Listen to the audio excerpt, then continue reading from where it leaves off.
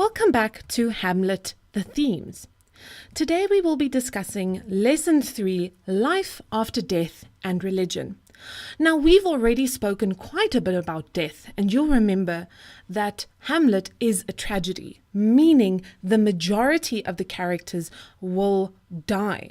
Now we have to look a little bit further than just death. What happens after a character dies? And what fuels their religion? What views do their religion impose on them? Now, very important, guys. Once again, have your notes with you on the themes and sub-themes, as well as the events that you have listed up until now. And I want you to look specifically at religion. Where do you remember in the play where religion comes in?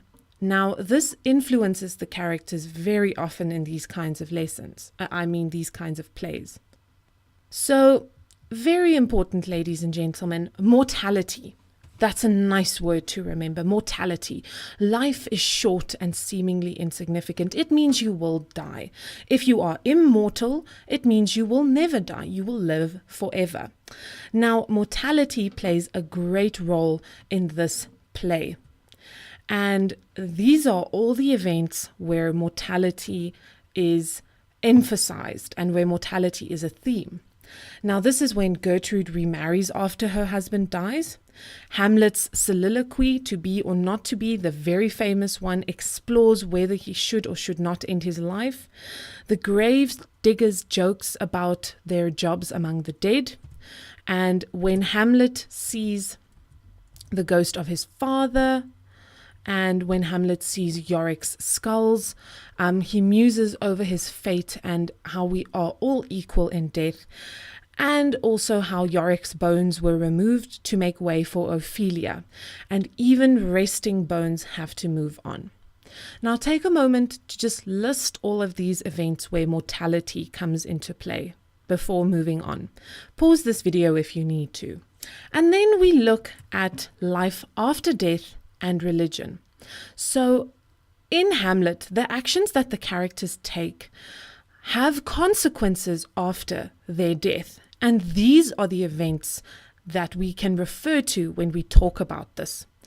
First of all, the ghost of King Hamlet is consigned to purgatory.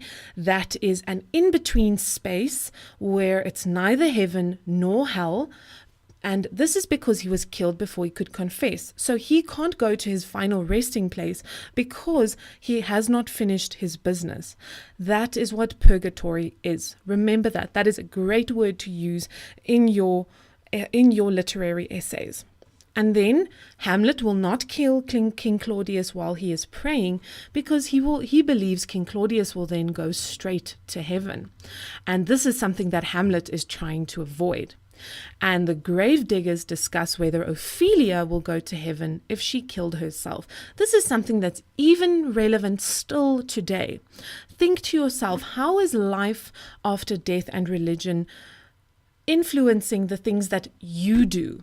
In the same way, it influences the things that Hamlet does and what all the characters in Hamlet do.